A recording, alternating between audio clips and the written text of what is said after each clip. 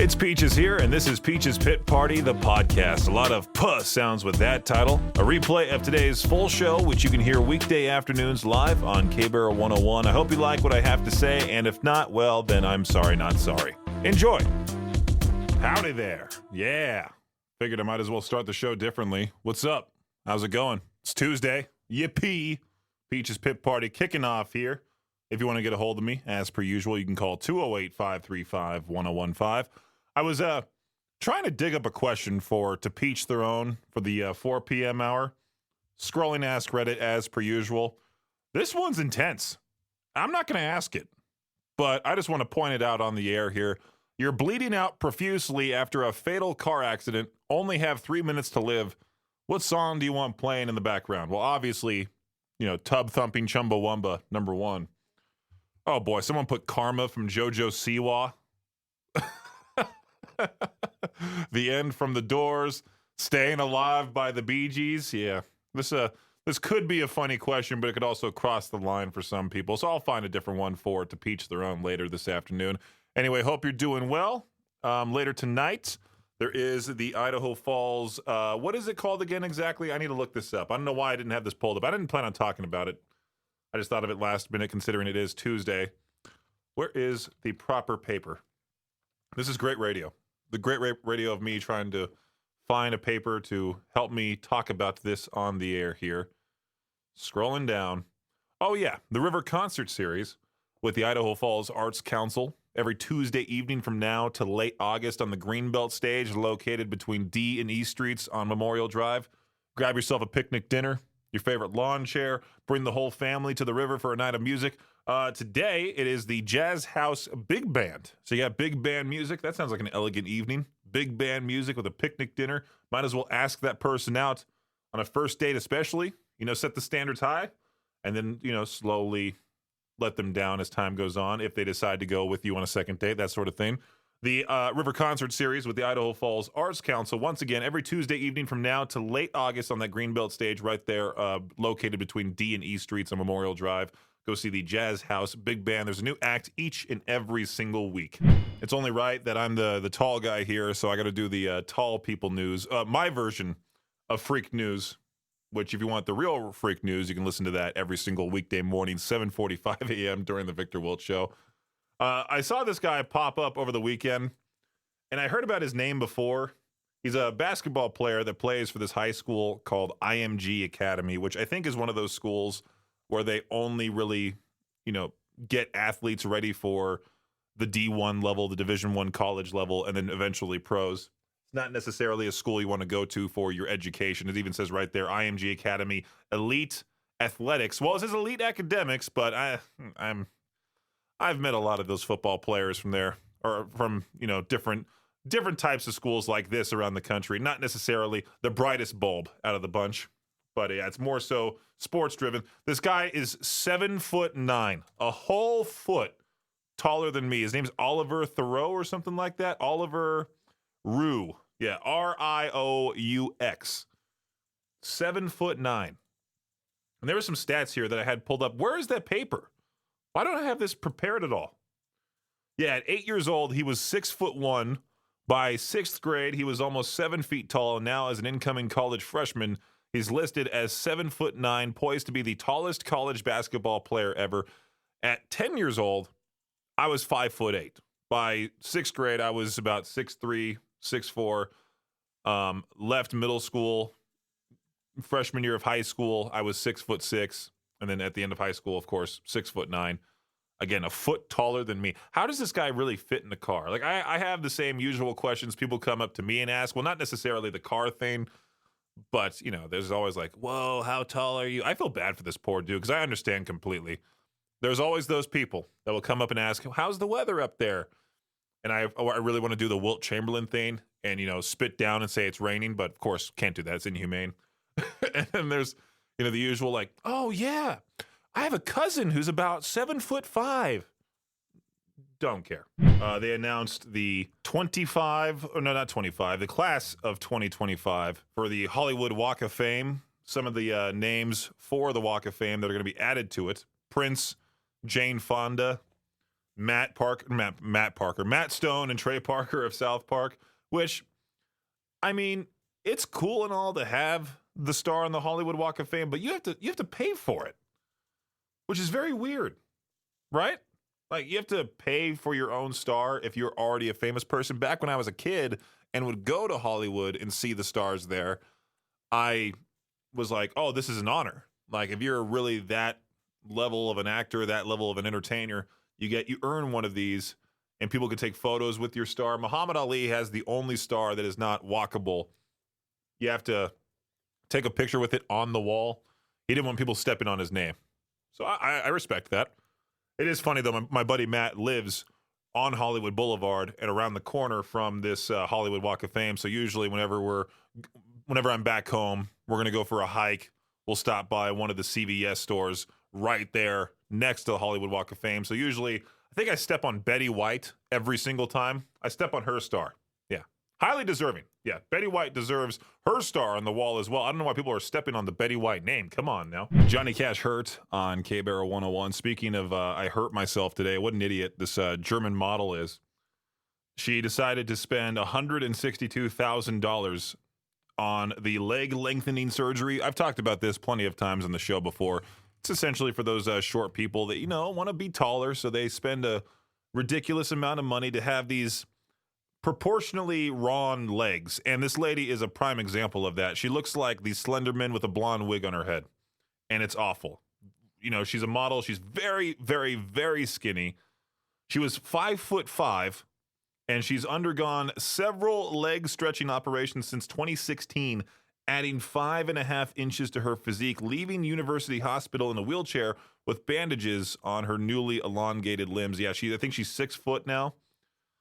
Weird. I can't imagine going to the hospital and saying, like, hey, can I spend like this amount of money to make myself 7'2"? It would be horrible. I'm fine where I'm at. There's no be fine with how you are. There's no need to be like this lady, because now how is she going to operate when she's 70, 80 years old? Those legs are not going to work. This right here is your Shot Clock Sports Update. The 2028 Summer Olympics will be held in Los Angeles and Oklahoma City. The games organizers announced that since there are no venues in the western U.S. to hold the canoe slalom, and the biggest softball venue in the L.A. holds less than 2,000 people, they decided the best place for both events is in Oklahoma. Organizers added that the move is in the spirit of the IOC's policy to emphasize sustainability by encouraging the use of existing venues beyond the region of the host city. Also, in Olympics news, a French swimmer celebrated making the Olympic team a bit too hard, may have cost himself his shot at being in the Paris Games next month. 17-year-old Raphael Fente-Demar or something like that, finished second in the 100-meter freestyle race to clinch a spot at the Olympics. He was so excited that he started pounding the water with his left arm while celebrating. I already know where this is going. And dislocated that shoulder. Yeah. His status for the games is unclear, as his injury could take a few weeks or a couple months to heal. I have seen some idiots punch the chairs at basketball games and have broken their hands because of it. Dumb. And last but not least, New England Patriots punter Bryce Behringer is carving out a second sports career in golf.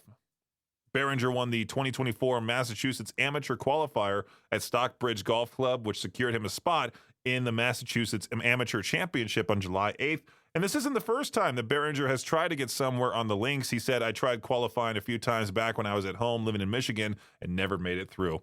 That does it for your Shot Clock Sports Update right here on K-Barrow 101. Idaho's only rock station, K-Barrow 101. This really sucks. I just talked about this guy on the show not too long ago. Well, the dog, the Great Dane named Kevin, who was just recently crowned the world's tallest dog this month, has died, unfortunately. Kevin was only 3 years old, measured at 3 foot 2 inches tall from his feet to the base of the neck.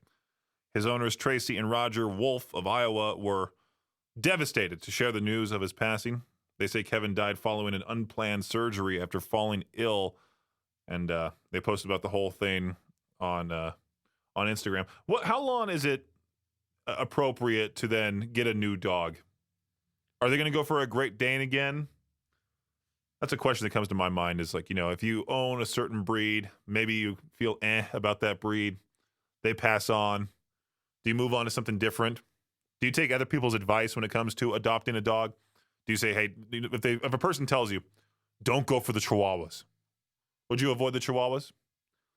My parents' dog, Daphne, definitely part Chihuahua. She's the most yappy, loud, annoying dog. And if you're not a part of her family, then if you try to pet her, she'll bite you. It's the most annoying thing. We used to have this beagle named Rover, nicest dog ever.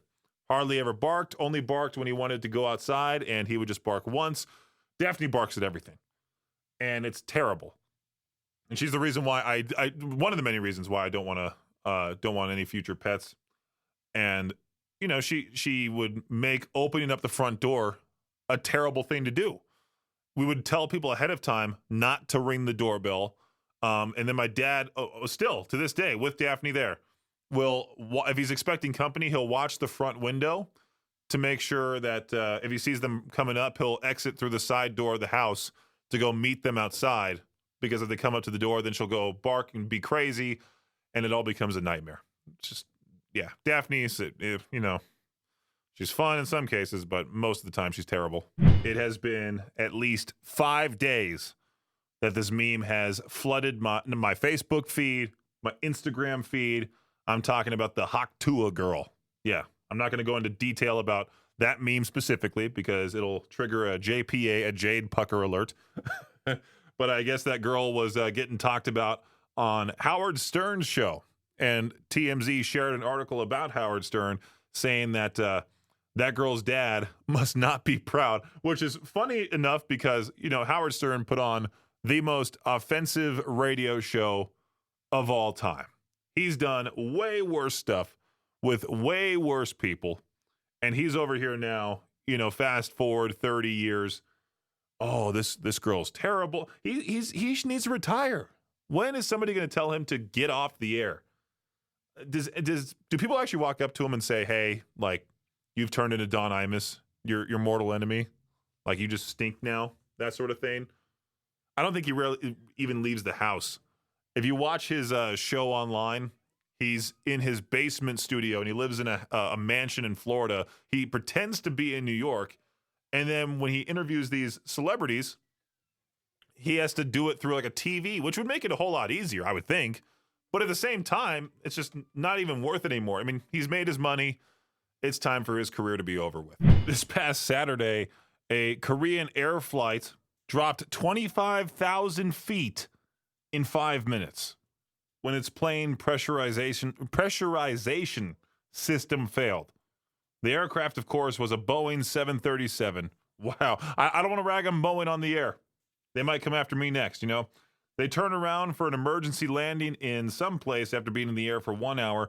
Video footage shared on social media shows the passengers using oxygen masks. One passenger claimed he was afraid the plane would smash into the ground. Well, of course, that is utterly terrifying. There's turbulence patches from here in East Idaho all the way down to Santa Ana, California. That's my usual trip, is every time I go back home, I'm used to a little bit of the shaking of the plane because we have some extreme weather here, especially with how windy it's been as of late.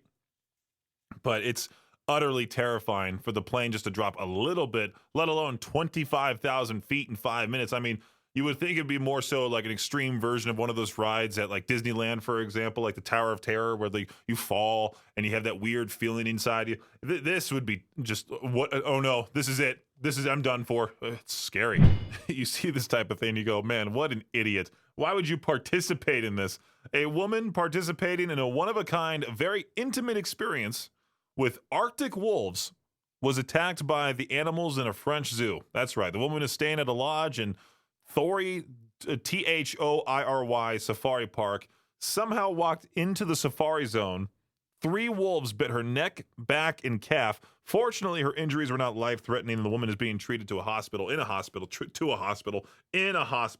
It's unclear if the woman intentionally walked into the safari zone or made a mistake. It depends on how old the woman is. Usually, if it's an older person, they'll just wander off for some reason. But, it could be somebody who's like, oh, I want to be even closer to the animals. I want to see where they're sleeping. Next thing you know, chomp. You can catch more stories like this for the genius of the day every single weekday morning, 6:45 a.m. during the Victor Wiltz Show. Do kids still go to summer camp? I haven't really heard much about those, but yet again, I mean, I'm 27. I'm not going to be going to a summer camp. This is my summer camp doing this show. And this question here asks, what fond memories do you have from your camp days? I always thought summer camps were kind of dumb. I mean, you're going to a camp during the entire summer break, and then you go back to school. You're going somewhere far away, going to this camp where you're not necessarily around your parents. You're on your own. You're sleeping in a cabin. I mean, I went to a basketball camp as a very young kid. I went to the Jack Haley basketball camp, and it was from 8 to 4. And I thought back then 8 to 4 was so long. I thought that was incredibly long. Every day I hated it. My parents heard about it too. Every single day I was, whining about not wanting to go to this summer camp. And I found every excuse in the book to get out of it. And my parents were like, yep, that's it. That's it. We're not having Brendan go to any more summer camps. And I think I went to one. It was the Total Sports Camp, which was an hour out of the day. Nothing like 8 to 4.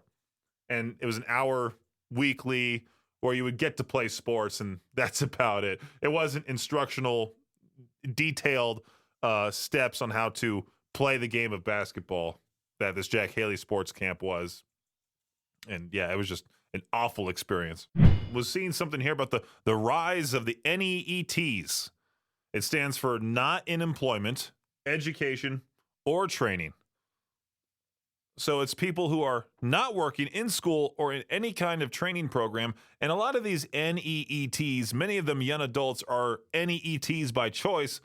They would rather do nothing all day than do something that isn't right for them and are willing to wait for the opportunity they want. Sounds like spoiled Gen Z behavior. That's right, kids, get to work. When I was at In-N-Out Burger, man, did I hate it. I would have loved to be an NEET and not work at all, play Xbox all day, eventually, come to here and start doing the radio show, the job that I wanted. But I mean, I had to get money. So I was an idiot back then. Okay, for those that are working these jobs now, whether it's fast food, customer service, whatever it may be, and you're in your late teens, early 20s, save up as much money as you can.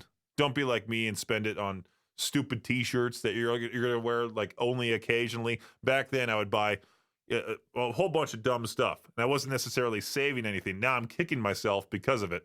And now this is today's What the Headline. A convenience store in Missouri was robbed of about $24,000 worth of scratch-off lottery games in a very sloppy inside job. That's right, Kelsey Lynn Schnetzler, who was the manager of the store, would routinely place a cup over the store's surveillance cameras and then unlock the safe where books of lottery tickets were kept. She did this over the course of about 5 months and even cashed some of the winning tickets at the same store. What an idiot.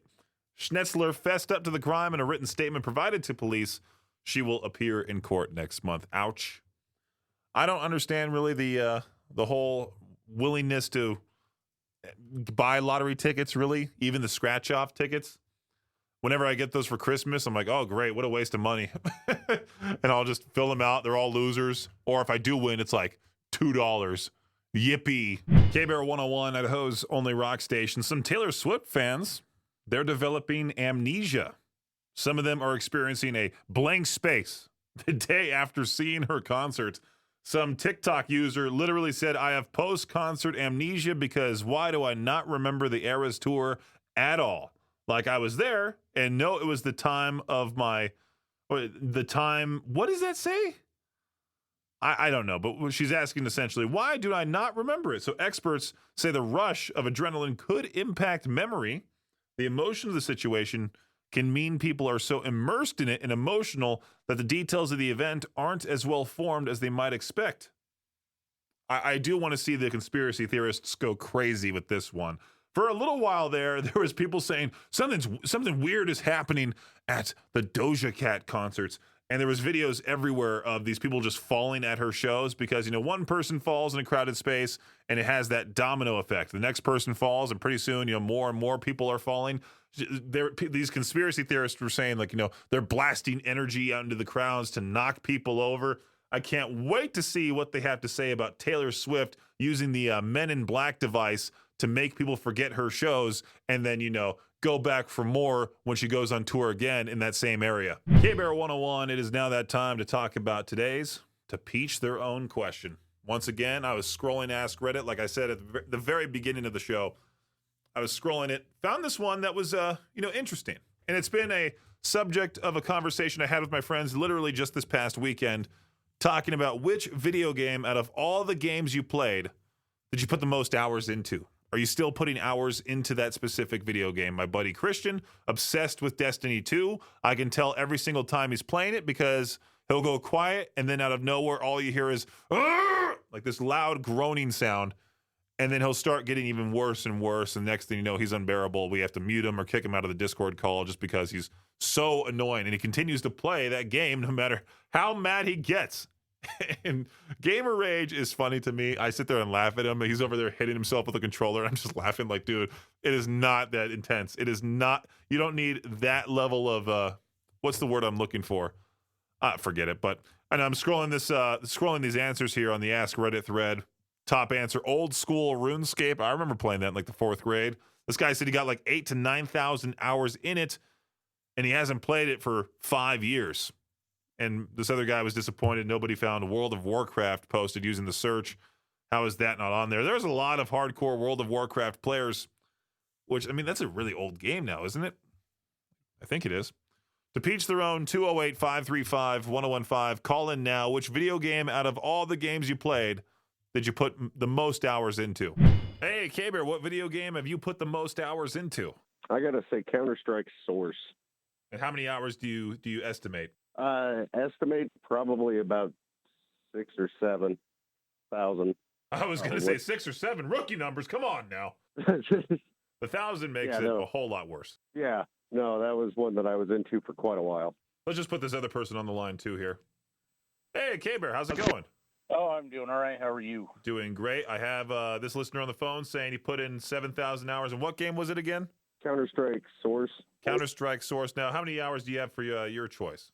I've got 3,000 hours, probably 3,500, somewhere around there into Monster Hunter World. Wow, never even heard of that game. What's that all about? I mean, obviously monster hunting, but I mean, is there like online with it? Sorry, say again? Is there online multiplayer with it? Yeah. Gotcha. So that's basically like Monster you get Rancher? together with like 3 buddies, and you go out, and it says it all in the title. You hunt monsters. K-Bear, to Peach Their Own, what game have you put the most hours into? Hey, I think pretty easily Pokemon. Just the classic on the Game Boy? I mean, if you look at like the whole series, I play competitively, so I don't think I've put 1,000 hours into like any other game, but Pokemon, several thousand probably. Now, do you also play Pokemon Go still to this day?